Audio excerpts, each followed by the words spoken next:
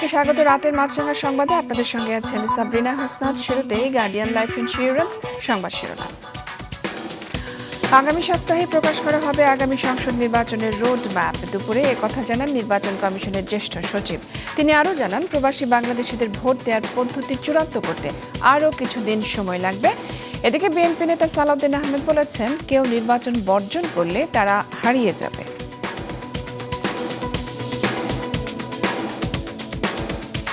গুলশানে সাবেক এক সংসদ সদস্যের বাসায় চাঁদাবাজিতে উপদেষ্টা আসিফ মাহমুদের সম্পৃক্ততার অভিযোগ উঠেছে।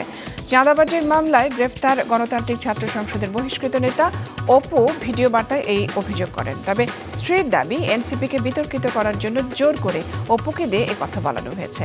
আসিফও অভিযোগ অস্বীকার করে বলেছেন, এর পেছনে উদ্দেশ্য রয়েছে। এবং সিলেটের ভোলাগঞ্জ থেকে লুট হওয়া 12,000 ঘনফুট সাদা পাথর এবং 130টি ট্রাক জব্দ করা হয়েছে। বিকেলে এই তথ্য জানিয়ে জেলা প্রশাসক বলেন, লুট হওয়া পাথর উদ্ধার এবং জড়িতদের ধরতে যৌথ বাহিনীর অভিযান অব্যাহত রয়েছে। ইউপি চেয়ারম্যান আলমগীরকে গ্রেফতার করা হয়েছে। এদিকে সাদা পাথর লুটকারীদের তালিকা দাখিলের নির্দেশ দিয়েছেন হাইকোর্ট।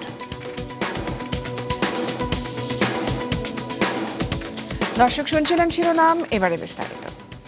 আগামী সংসদ নির্বাচনের রোডম্যাপ আগামী সপ্তাহে প্রকাশ করা হবে, জানিয়েছেন নির্বাচন কমিশন সচিবালয়ের জ্যেষ্ঠ সচিব আক্তার আহমেদ। দুপুরে তিনি আরও বলেন, প্রবাসী বাংলাদেশিদের ভোট দেওয়ার পদ্ধতি চূড়ান্ত করতে আরও কিছুদিন সময় লাগবে।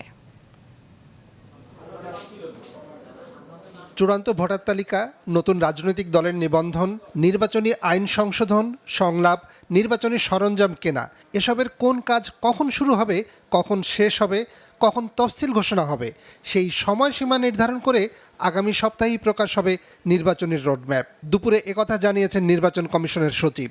আমরা এটা নিয়ে আলোচনা করেছি এবং আমরা আশা করছি আগামী সপ্তাহে আপনাদেরকে আমাদের নির্বাচনের রোডম্যাপটা দিতে পারবো, সো দ্যাট আপনারা আপনাদের প্রস্তুতি এবং আমাদের প্রস্তুতি সম্পর্কে একটা ভালো ধারণা পাবেন। প্রবাসী বাংলাদেশিদের ভোট দেওয়ার পদ্ধতি চূড়ান্ত করতে আরও কিছুদিন সময় লাগবে, জানান সচিব। আউট অফ কান্ট্রি ভোটিং, এটা আমার মনে হয় যে আমরা আরও একটু আজকে কিছু আলোচনা হয়েছে, প্রসেসটা কী হবে, কোথায় কোনটা কতদিনে এটা কভার করতে হবে। জাতীয় পার্টির মহাসচিব নিজেদের মূল দল দাবি করে আজ প্রধান নির্বাচন কমিশনারের সাথে দেখা করে তাদের অবস্থান ব্যাখ্যা করেন। আমাদের লাঙ্গল জিএম কাদেরের পক্ষেই আছে, জিএম কাদেরের স্বাক্ষরেই আছে।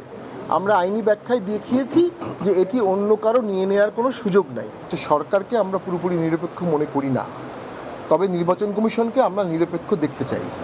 2008 সাল থেকে ভাঙছে জাতীয় পার্টি। দলের প্রতিষ্ঠাতা প্রয়াত এইচ.এম. এরশাদের জাতীয় পার্টি পেয়েছে লাঙ্গল প্রতীক। এছাড়াও বাইসাইকেল প্রতীকে জাতীয় পার্টি জেপি, গরুর গাড়ি প্রতীকে বাংলাদেশ জাতীয় পার্টি বিজেপি এবং কাঁঠাল প্রতীকে বাংলাদেশ জাতীয় পার্টি নির্বাচন কমিশনে নিবন্ধিত। নিয়াজ মোর্শেদ, মাছরাঙা সংবাদ, ঢাকা। এদিকে বিএনপি নেতা সালাউদ্দিন আহমেদ বলেছেন, আগামী নির্বাচন ফেব্রুয়ারিতেই হবে। যারা বয়কট করবে বা বানচালের চেষ্টা করবে তারা হারিয়ে যাবে। সকালে গুলশানে নিজ বাসায় সাংবাদিকদের সাথে আলাপকালে তিনি আরও বলেন, নির্বাচনের সুষ্ঠু পরিবেশ নিশ্চিত করতে কড়াকড়ি অভিযান দরকার। মানুষ দীর্ঘ 16-17 বছর সংগ্রাম করেছে, রক্ত দিয়েছে, জীবন দিয়েছে তাদের অধিকার ফিরে পাওয়ার জন্য। তার মধ্যে 1 নম্বরের অধিকার ছিল তারা যাতে ভোটের অধিকারটা ফিরে পায়। এখন যেহেতু সেই পরিবেশ নিশ্চিত হয়েছে, এখন সেই ভোটের অধিকার প্রয়োগের ক্ষেত্রে যে সমস্ত রাজনৈতিক দল নিরুৎসাহিত করবে জনগণকে, তাদেরকে জনগণ প্রত্যাখ্যান করবে, এই বিষয়ে আমি নিশ্চিত। গুলশানে সম্প্রতি সাবেক এক সংসদ সদস্যের বাসায় চাঁদাবাজির ঘটনায় উপদেষ্টা আসিফ মাহমুদের সম্পৃক্ততার অভিযোগ করেছে চাঁদাবাজির মামলায় গ্রেফতার গণতান্ত্রিক ছাত্র সংসদের বহিষ্কৃত নেতা অপু। সামাজিক মাধ্যমে তার এই বক্তব্য ছড়িয়ে পড়েছে, তবে এটিকে উদ্দেশ্য প্রণোদিত বলে দাবি করেছেন উপদেষ্টা। অন্যদিকে স্ত্রীর দাবি, জোর করে অপুর বক্তব্য নেওয়া হয়েছে। হাসনাইন তানভীরের রিপোর্টে থাকছে বিস্তারিত।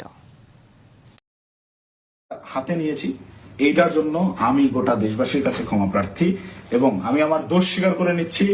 সাবেক সংসদ সদস্য শাম্মী আহমেদের গুলশানের বাসায় চাঁদাবাজির মামলায় গ্রেফতার বাংলাদেশ গণতান্ত্রিক ছাত্র সংসদের বহিষ্কৃত যুগ্ম আহ্বায়ক জানে আলম অপুর স্বীকারোক্তিমূলক এই ভিডিওটি গতরাতেই সামাজিক যোগাযোগ মাধ্যমে ভাইরাল হয়। বিচার ফেস করতে রাজি আছি। ৩৫ মিনিটের ওই বক্তব্যে গুলশান চাঁদাবাজির ঘটনার আদ্যোপান্ত বর্ণনার পাশাপাশি মব তৈরি করে কিভাবে চাঁদাবাজি করা হয় এর পেছনে কারা জড়িত তাও তুলে ধরেন অপু। রাতে কোন ভাই আসছিল এইটার সমীকরণটা আমার মাথায় মেলে। 17 জুলাই ভোর 4:15 থেকে 30 এই 30 মিনিটের গুলশান 2 মোড় পার হয়ে যেই 5 স্টার হোটেলটা এই ওয়েস্টিনের নিচে সাদা সিএফ মোটো বাইকে হেলমেট লাগানো অবস্থায় আমার সাথে কথা বলতেছিলেন একজন উপদেষ্টা। সেই উপদেষ্টা ছিলেন আসিফ মাহমুদ সজীব ভুইয়া। সিসিটিভি ফুটেজে দাবি করা হচ্ছিল আপনি বাইকে চলে গিয়েছিলেন ঠিক ভোর রাতে। আপনি গিয়েছিলেন আমাদের সেখানে? আমি মাঝে মধ্যেই আমার রাতে যখন কাজ শেষ হয় প্রায় কখনো কখনো ভোর হয়ে যায়, আমি রাতে খাওয়া দাওয়া ওই সময় বাসায় আসলে খাওয়া দাওয়া দেওয়ার মতো কেউ থাকে না খাবার। তো আমি মাঝে মধ্যে বেশিরভাগ সময় যাই 300 ফিটের নীলা মার্কেট বলে একটা জায়গা আছে আপনারা জানেন, ওইখানে হাঁসের মাংস খুব ভালো পাওয়া যায়। তো ওইখানে হয়তো যাই 4-5 জন মিলে। তো আবার মাঝে মধ্যে ওইটা আবার বেশি ভোর হয়ে গেলে বন্ধ থাকে, তখন ওইদিকে ওয়েস্টিনে যাওয়া হয়। তবে এক্সাক্ট ওই দিন আমি গিয়েছিলাম কিনা বা সেখানে ছিলাম কিনা এটা আমার যেটা দেখা যাচ্ছে সেটা কি আপনি কি না 17 জুলাই এখন দেখেন সিসিটিভি ফুটেজে হেলমেট পরা যে কাউকে যদি আমাকে বলে দাবি করা হয় এটা কতটুকু আসলে বিশ্বাসযোগ্য বা কত। এমন ঘটনায় সম্পৃক্ততার অভিযোগ নাকচ করে দিয়ে উপদেষ্টা আসিফ মাহমুদ সচিবালয়ে দাবি করেন পূর্ব পরিচয় থাকলেও 2024 সালের আগস্টের পর জানে আলম অপুর সাথে তার কখনোই দেখা হয়নি। বিষয়টি সম্পূর্ণ রাজনৈতিক উদ্দেশ্য প্রণোদিত। এর সাথে ভাই আমার কোনো ধরনের সম্পৃক্ততা নাই। গুলশানে চাঁদাবাজির ঘটনায় এক উপদেষ্টার সম্পৃক্ত থাকার অভিযোগের বিষয়ে সরকারের অবস্থান পরিষ্কার করা উচিত। সকালে নিজ বাসায় এমন মন্তব্য করেন বিএনপির স্থায়ী কমিটির সদস্য সালাউদ্দিন আহমেদ। সরকারের কোনো উপদেষ্টা জড়িত আছে কিনা সেইটি একটি প্রশ্ন উত্থাপিত হয়েছে। এটা অবশ্যই পরিষ্কার করা দরকার। এটা জনগণের সামনে সেই প্রশ্নের উত্তরটা তুলে ধরা দরকার, যাদেরকে এটা এখানে উদ্দেশ্য করে এই বক্তব্য দেয়া হয়েছে। এদিকে চাঁদাবাজির ঘটনায় অপুর স্বীকারোক্তিমূলক বক্তব্য জোর করে নেওয়া হয়েছে বলে দাবি অপুর স্ত্রী কাজী আনিশার। এনসিপিকে দাবানোর জন্য অপুকে ভাসানো হয়েছে বলেও দাবি করেন তিনি। ম্যাজিস্ট্রেটের কাছে 164 দিছে, সেখানে কিন্তু সে কোনো ব্যক্তির নাম স্বীকার করে নাই যে তাকে দিয়ে কে চাঁদাবাজি করায় বা তাকে চাঁদাবাজ বানাইলো কে। প্রত্যেকটা দলই তাদের এগেনস্টে কথাবার্তা লিখে তাদেরকে দাবায় কিন্তু তাদের স্বার্থ হাসিল করতে পারে, সেই উদ্দেশ্যে অপুকে এখানে ফাঁসানো হয়েছে। সংবাদ সম্মেলনে অপুর স্ত্রী আরো বলেন ভিডিওটি কাটছাঁট করে প্রকাশ করা হয়েছে। 1 তারিখ রাত্রে বেলা ধারণ করা হয়েছে, সেটা 14 তারিখে কেন আসলো? হাসনাইন তানভীর, মাছরাঙা সংবাদ, ঢাকা। 10টি সংস্কার কমিশনের মোট 367টি সুপারিশের মধ্যে ইতোমধ্যে 37টি বাস্তবায়িত হয়েছে। এর মধ্যে 82টি শ্রম বিষয়ে। রাজধানীর ফরেন সার্ভিস একাডেমিতে আজকের উপদেষ্টা পরিষদের বৈঠক নিয়ে আয়োজিত এক ব্রিফিংয়ে একথা জানিয়েছেন প্রধান উপদেষ্টা প্রেস সচিব শফিকুল আলম। রাজধানীর তেজগাঁওয়ে প্রধান উপদেষ্টার কার্যালয়ে উপদেষ্টা পরিষদের সভা অনুষ্ঠিত হয়েছে। এতে সভাপতিত্ব করেন প্রধান উপদেষ্টা অধ্যাপক ডক্টর মোহাম্মদ ইউনূস। শেখ হাসিনা সরকারের সময় নজরদারি সরঞ্জাম কেনার বিষয় খতিয়ে দেখতে প্রধান উপদেষ্টার বিশেষ সহকারী ফয়েজ আহমদ তৈয়বকে প্রধান করে তদন্ত কমিটি গঠন করা হয়েছে। কমিটি দেখবে কিভাবে, কোথা থেকে এবং কত দাম দিয়ে এইসব যন্ত্র কেনা হয়েছে এবং কিভাবে এর ব্যবহার করা হয়েছে। প্রেস সচিব এসব কথা জানান। সংস্কারের বিষয়ে তিনি বলেন যেসব সুপারিশ এখনই বাস্তবায়নের প্রয়োজন সেগুলোকে বিশেষ গুরুত্ব দেওয়া হচ্ছে। সিলেটের কোম্পানীগঞ্জ উপজেলার জনপ্রিয় পর্যটন কেন্দ্র সাদা পাথর থেকে অবৈধভাবে তুলে নেওয়া পাথর পুনরুদ্ধার করে প্রতিস্থাপন করার কাজ শুরু হয়েছে, জানিয়েছেন জেলা প্রশাসক মোহাম্মদ শের মাহবুব মুরাদ। বিকেলে সাদা পাথর এলাকা পরিদর্শন শেষে সাংবাদিকদের একথা জানান তিনি। জেলা প্রশাসনের গঠিত তদন্ত কমিটি পাথর লুটের পরিমাণ নিরূপণ করবে বলেও জানান তিনি। যৌথ বাহিনীর অভিযান প্রসঙ্গে তিনি বলেন এ পর্যন্ত 130 ট্রাক ও অন্তত 12,000 ঘনফুট পাথর জব্দ করা হয়েছে, যা পর্যায়ক্রমে এলাকায় ফেরত আসবে। ঘটনার সাথে জড়িতদের গ্রেফতার সহ আইনানুগ ব্যবস্থা গ্রহণ প্রক্রিয়াধীন রয়েছে বলে জানিয়েছেন জেলা প্রশাসক। সাদা পাথর লুটের ঘটনায় কোম্পানীগঞ্জ পূর্ব ইসলামপুর ইউনিয়ন পরিষদের চেয়ারম্যান আলমগীরকে গ্রেফতার করা হয়েছে। আশা করছি যে আমরা শীঘ্রই সময়ের মধ্যে যেগুলো তৈরি হয়ে গেছিল সেগুলোকে পুনরুদ্ধার করে এখানে আবার প্রতিস্থাপন করতে পারব।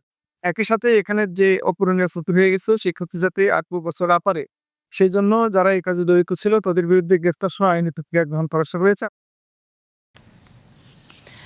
সিলেটের ভোলাগঞ্জ থেকে সাদা পাথর লুটকারীদের তালিকা তৈরি করে দাখিলের নির্দেশ দিয়েছেন হাইকোর্ট। একই সঙ্গে লুট হওয়া সব পাথর ৭ দিনের মধ্যে আগের জায়গায় ফেরাতে নির্দেশ দেওয়া হয়েছে। এক রিটের পরিপ্রেক্ষিতে বিচারপতি কাজী জিনাত হক এবং বিচারপতি আইনুন নাহার সিদ্দিকার হাইকোর্ট বেঞ্চ এই রায় দেন। আদালতের রিটের পক্ষে শুনানি করেন অ্যাডভোকেট মঞ্জিল মোর্শেদ। পাথর লুটের ঘটনায় দায়ীদের বিরুদ্ধে যথাযথ আইনি ব্যবস্থা নিতে দায়ের করা আরেকটি রিটের শুনানির জন্য আগামী রোববার দিন ধার্য করেছেন হাইকোর্টের আরেকটি বেঞ্চ। আদালতের রিট আবেদনটি শুনানির জন্য উপস্থাপন করেন অ্যাডভোকেট মীর AK-M নুরুন নবী।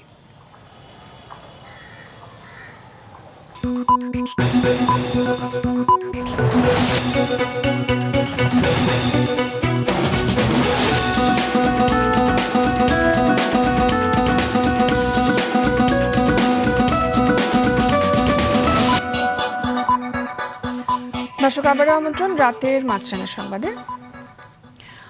অন্তর্বর্তীকালীন সরকারকে উৎখাতের ষড়যন্ত্র এবং রাষ্ট্রবিরোধী কর্মকাণ্ডে অংশ নেওয়ার অভিযোগে করা মামলায় সাবেক প্রধানমন্ত্রী শেখ হাসিনা সহ ২৮৬ জনের বিরুদ্ধে অভিযোগপত্র দিয়েছে পুলিশের তদন্ত সংস্থা সিআইডি।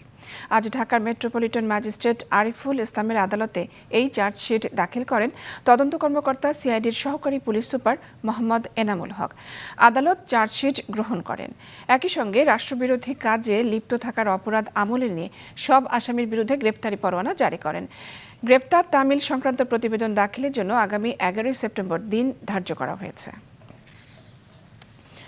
১৫ই আগস্ট ঘিরে ধানমন্ডি ৩২ এবং এর আশেপাশের এলাকায় যে কোনো ধরনের অপ্রীতিকর ঘটনা এড়াতে সতর্ক অবস্থানে রয়েছে আইনশৃঙ্খলা বাহিনী। ধানমন্ডি ৩২ নম্বর এলাকা ঘিরে রেখেছে আইনশৃঙ্খলা বাহিনীর সদস্যরা। কার্যক্রমে নিষিদ্ধ থাকা আওয়ামী লীগ, যুবলীগ এবং নিষিদ্ধ সংগঠন ছাত্রলীগের নেতাকর্মী জড়ো হতে পারে এমন আশঙ্কা থেকে নিরাপত্তা ব্যবস্থা জোরদার করা হয়েছে বলে জানিয়েছে আইনশৃঙ্খলা বাহিনীর সদস্যরা। ৩২ নম্বরের আশেপাশে উৎসুক জনতা ভিড় করছেন। সন্দেহভাজন ৩ জনকে আটক করা হয়েছে বলে জানিয়েছেন রমনা বিভাগের ডিসি মাসুদ আলম।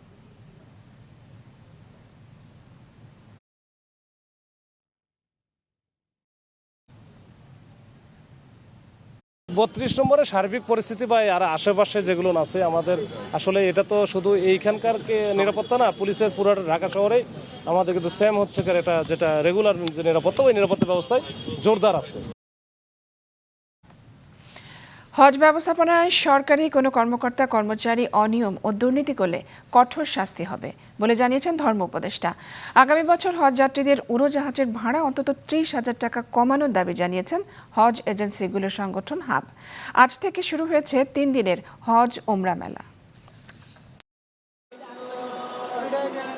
প্রতি বছরই দেখা যায় পুরো টাকা দিয়েও কিছু সংখ্যক মানুষ হজ যেতে পারেন না, পড়েন প্রতারণায়। মূলত দালাল ও মধ্যস্বত্বভোগীদের কাছে টাকা দেয় তৈরি হয় এমন প্রতারণার ঝুঁকি।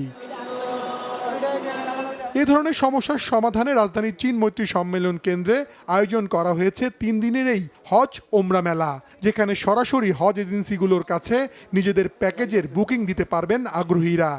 এই মেলাতে যারা ওমরা এবং হজ গমনের ইচ্ছুক ভাইরা বা বোনেরা আসবেন, তারা এখানে সহজে আমাদের এজেন্ট ভাইদের সাথে কথাবার্তা বলে তাদের পছন্দ মতো প্যাকেজটা নিতে পারবে। এবার এসএস হজ কাফালা থেকে স্পেশালি আমরা তাদেরকে কোরবানিটা যেহেতু আমাদের প্যাকেজে অন্তর্ভুক্ত না, যদি সরাসরি আমাদের কাছে আসে 1 এবং 2 নম্বর স্টলে আমরা কোরবানিটা ফ্রি করে দিব। বিশ্বাসযোগ্যতার একটা জায়গা এখানে আছে।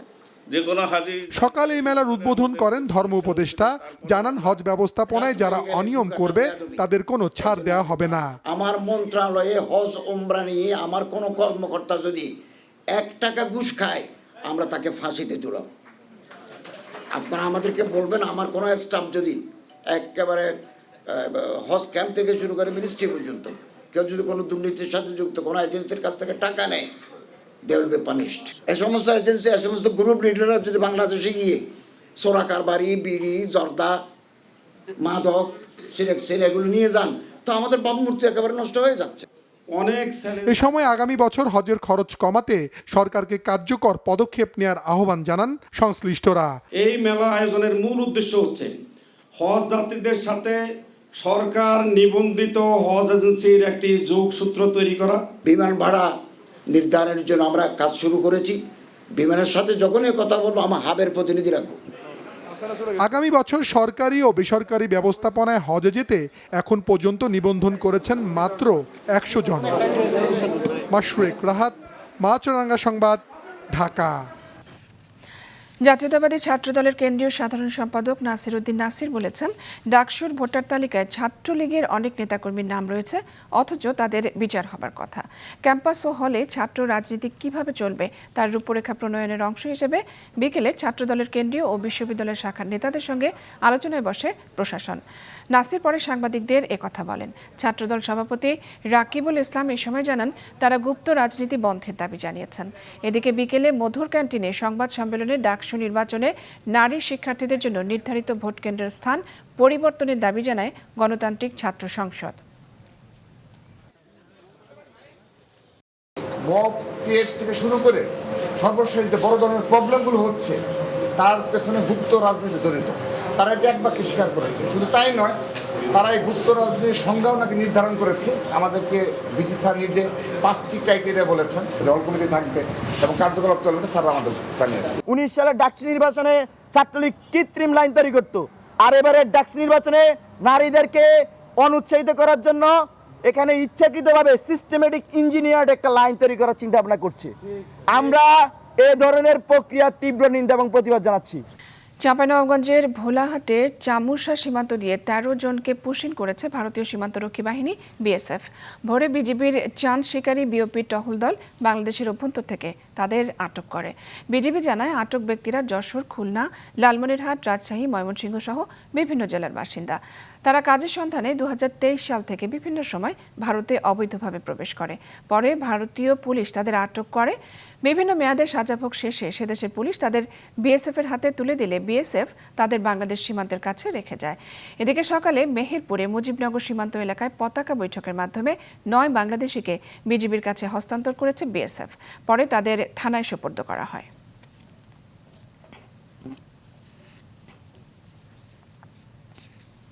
এবার আন্তর্জাতিক। ভারতের জম্মু ও কাশ্মীরের 400টি গ্রামে ব্যাপক বৃষ্টিপাত থেকে সৃষ্ট আকস্মিক বন্যায় অন্তত 32 জনের মৃত্যু হয়েছে। স্থানীয় সময় বৃহস্পতিবার বিকেলের দিকে এই আকস্মিক বন্যার ঘটনা ঘটে। খবর পেয়ে একাধিক উদ্ধারকারী দল ঘটনাস্থলে যায়। বন্যায় অনেক তীর্থযাত্রী আটকা পড়েছেন বলে সামাজিক যোগাযোগ মাধ্যমে ছড়িয়ে পড়া ভিডিও ফুটেজে দেখা গেছে। উদ্ধারকারীরা এরই মধ্যে 120 জনকে উদ্ধার করেছেন, তবে অনেকেই আটকা পড়ায় হতাহতের সংখ্যা বাড়তে পারে বলে আশঙ্কা করছে কর্তৃপক্ষ। জম্মু কাশ্মীরের মুখ্যমন্ত্রী ওমর আবদুল্লার কার্যালয় জানিয়েছে, স্থানীয় প্রশাসনের সঙ্গে নিয়মিত যোগাযোগ রাখছেন মুখ্যমন্ত্রী। উদ্ধার এবং ত্রাণ কার্যক্রমে সম্ভাব্য সব ধরনের ব্যবস্থা নেওয়া হচ্ছে। শেষ করছি রাতের সংবাদ। যাবার আগে গার্ডিয়ান লাইফ ইন্স্যুরেন্স সংবাদ শিরোনামগুলো জানিয়ে দিচ্ছি আরও একবার। আগামী সপ্তাহে সংসদ নির্বাচনের রোডম্যাপ জানালো ইসি সচিবালয়। নির্বাচন বর্জনকারীরা হারিয়ে যাবে, মন্তব্য বিএনপি নেতা সালাউদ্দিনের। গুলশানের চাঁদাবাজিতে জড়িত থাকার অভিযোগ অস্বীকার উপদেষ্টা আসিফ মাহমুদের। অপুকে দিয়ে জোর করে এই অভিযোগ আনা হয়েছে, দাবি তার স্ত্রীর। এবং সিলেটের ভোলাগঞ্জ থেকে লুট হওয়া 12,000 ঘনফুট সাদা পাথর উদ্ধার, রাখা হচ্ছে আগের জায়গায়। লুটকারীদের তালিকা দাখিলের নির্দেশ হাইকোর্টের।